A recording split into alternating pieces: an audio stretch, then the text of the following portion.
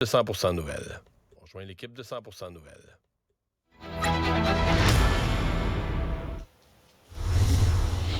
– 15h30, c'est le moment d'aller retrouver notre collègue Mario Dumont. Bon après-midi, Mario. Bonjour. Alors, jour 1 du sommet sur la fiscalité municipale, les villes réclament plus d'argent de Québec. Le premier ministre François Legault leur a dit qu'il n'avait pas de marge de manœuvre. Et voici ce qu'a dit aussi un peu plus tôt la ministre des Affaires municipales. Il n'y a pas juste la taxe foncière, parce que les municipalités ont droit de diversifier les revenus maintenant. Plusieurs municipalités n'utilisent pas ce droit de diversification. Donc, c'est à elles aussi de bien gérer leur municipalité. Mario, le ton est donné? C'est à elles de bien gérer leur municipalité. Oui. Est-ce que les municipalités sont toutes bien gérées? Ah, ça, c'est une question qui se pose. Est-ce que c'est habile de la part de la ministre des Affaires municipales de leur dire « gérez-vous ». Les élus municipaux sont quand même des partenaires qu'on doit essayer de garder de bonne humeur quand on est ministre des Affaires municipales. Et je pense qu'elle s'est mise... En tout cas, elle s'est mise dans l'embarras aujourd'hui de ce point de vue-là. Ça ne veut pas dire qu'elle n'a pas raison sur le fond. On a encore vu récemment des chiffres sur la rémunération des employés municipaux. C'est pas jojo la gestion dans les villes. Mais bon, de leur dire comme ça, puis tu sais...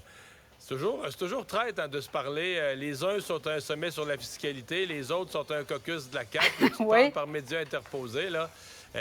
C'est pas toujours porteur de bonne entente, ça. Mais Mario, M. Danfous, tout à l'heure, président de l'Union des municipalités du Québec, nous disait que les villes n'ont pas le droit de faire de déficit.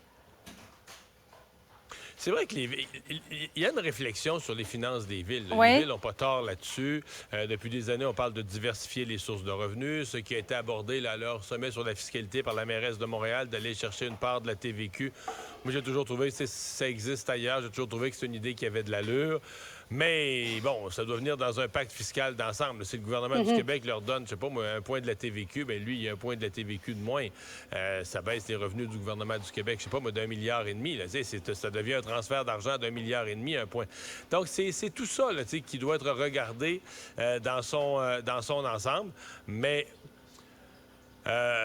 les villes, c'est vrai que les villes ont des nouveaux pouvoirs là, pour aller chercher de nouveaux revenus, mais c'est quand même pas si simple. D'abord, les gens n'ont pas tant que ça le goût d'être plus taxés. Oui. Et c'est pas si simple que la ministre des Affaires municipales le laissait entendre. Maintenant, les villes dépensent aussi beaucoup trop. Là. Les villes sont plutôt mal gérées, choisissent leurs priorités.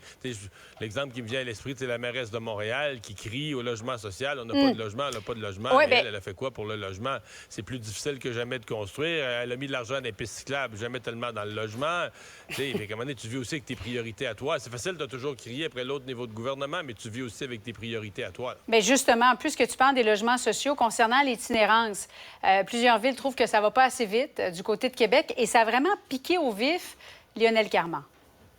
Soyons clairs, partout au Québec, si vous me trouvez un organisme et un site, nous, on va venir vous aider à offrir les services.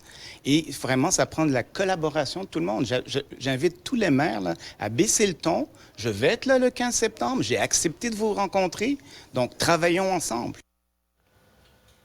Ça ne sera pas évident de négocier, hein? Non, mais il réagissait, c'est pas rien. Là. La mairesse de Gatineau Oui. l'a pogné de front, le ministre Carman. Et basé, j'ai trouvé ça, je comprends qu'en termes médias et opinion publique, ça va pogner, mais j'ai trouvé ça un petit peu gros. Elle a parlé qu'une jeune fille de 18 ans avait accouché dans le bois à Gatineau. Et que ça témoignait là, que le ministre Carman ne fait pas sa job et qu'il n'y en a pas les ressources pour l'itinérance. Là, Julie, excuse-moi, là, je sais pas, le ministre Carman, est-ce qu'il pourrait faire plus? Peut-être, là, puis ils vont en discuter le 15 septembre. Mais si une petite fille, une jeune fille de 18 ans, accouche dans le bois, à Gatineau ou ailleurs, ça parle pas de la job d'un seul ministre. Ça parle des problèmes de toute une société, municipale, provinciale, fédérale. Ça parle, tu sais, à Gatineau, il y a un hôpital, il y a ils ont des ambulances, ils ont des groupes communautaires. Donc, c'est un problème là, qui raconte l'histoire. Est-ce que là-dedans, il y a de l'isolement social? Est-ce que là-dedans, il y a de la drogue? Est-ce que là-dedans, il y a 1001 problèmes qui débordent le simple fait que si le ministre Carman avait donné tel budget, là, on n'aurait pas... C'est un petit peu simple, là. Congrès des conservateurs à Québec. Voici quelques-unes des déclarations qu'a faites un petit peu plus tôt Pierre Poilievre.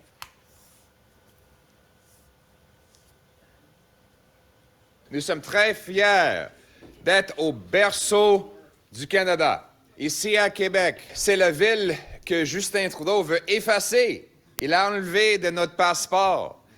C'est la ville que M. Blanchette a oubliée. Il est en Espagne. Il se bat pour la souveraineté de Catalogne. De Catalogne. Combien vont dire que leur priorité principale, c'est la souveraineté de Catalogne? 0. Qu'est-ce que tu en as pensé, Mario? Ben, c'est évidemment démagogique, simpliste, mais on dira ce qu'on voudra. Là. La recette... Moi, d'abord, je suis frappé. Là. On présente souvent du direct, la LCN. Puis, on passe les points de presse de Pierre Poilievre. Hier, je disais à la blague avec mes collègues, Emmanuel, Philippe Vincent, on parlait politique. Puis je disais, c'est un peu comme la chanson L'arbre est dans ses feuilles. Parce que tu répètes toujours, là, puis tu reviens au refrain. Puis là, je disais, là, oups, il a ajouté un petit couplet. Il a ajouté un couplet sur le Bloc québécois. Là, tu comprends? Là, dans la branche. Là, hop, il a ajouté une petite ligne sur le Bloc. Mais ces discours sont très, très, très formatés.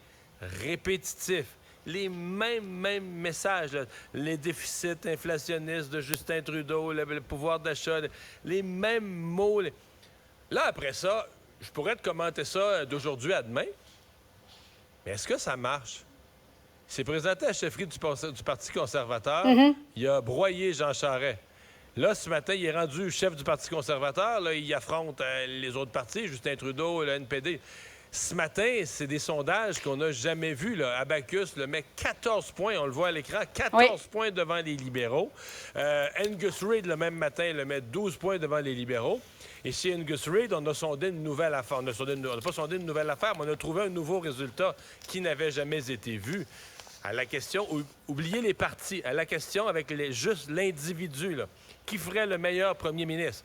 Là-dessus, Justin Trudeau était toujours resté très en avance. Là. Même quand le Parti libéral traînait de la patte. Et là, maintenant, même à cette question-là, c'est presque du 2 pour 1. Pierre Poilievre.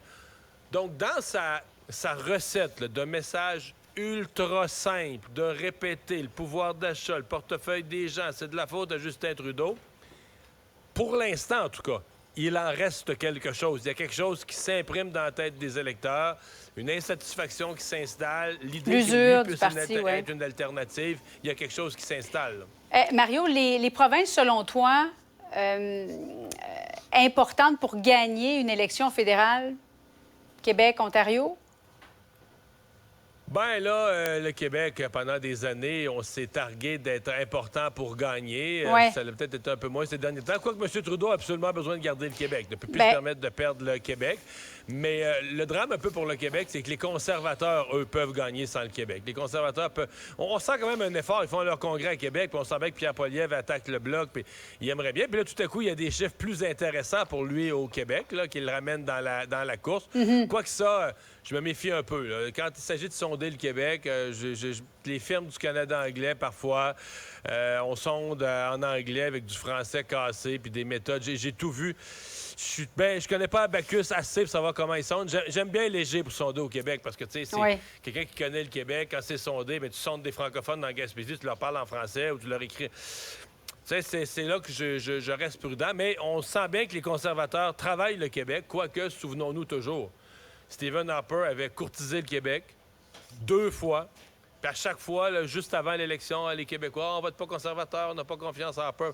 Et le moment où Stephen Harper est devenu majoritaire, c'est complètement sans le Québec.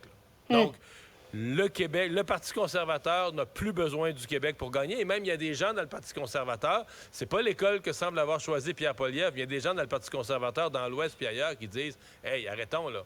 Arrêtons d'offrir des affaires au Québec puis de faire des accommodements pour le Québec. On s'en occupe pas. On s'en occupe pas. On gagne sans eux, on gagne quelques sièges à Québec, tout ça. On gagne sans eux. Et ça, c'est pas très heureux pour le Québec, dans le fond. L'idée, en politique, tu veux être courtisé par tout le monde. Tu veux que toutes les parties prennent des engagements. Bon, là, on va voir. C'est une grosse fin de semaine pour les conservateurs pour marquer des points, marquer leur message au Québec.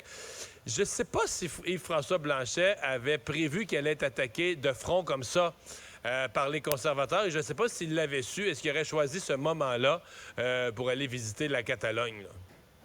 Quoi, qui était invité dans un événement, dans un forum, peut-être c'est pas lui qui choisissait la date. Ouais. Mais là, ça a pour effet qu'au moment où il se fait taper dessus, au moment où le Bloc n'a pas été attaqué de même, tu sais, personne n'attaque jamais le Bloc. Les conservateurs, les libéraux s'attaquent entre eux. De temps en temps, ils écochent le Sauf ils qu'au écorchent Québec, le s'il y a Bloc, un une petite endroit où on remarque, peut mais- attaquer le Bloc, c'est au Québec. Oui, mais là, ça fait longtemps que le Bloc n'a Oui. pas été attaqué de front, comme depuis les 48 dernières heures. Puis le chef est à l'extérieur du pays, là. Mario, merci beaucoup. Bon après-midi à toi. Au revoir. Mario Dumont. Plus pratique que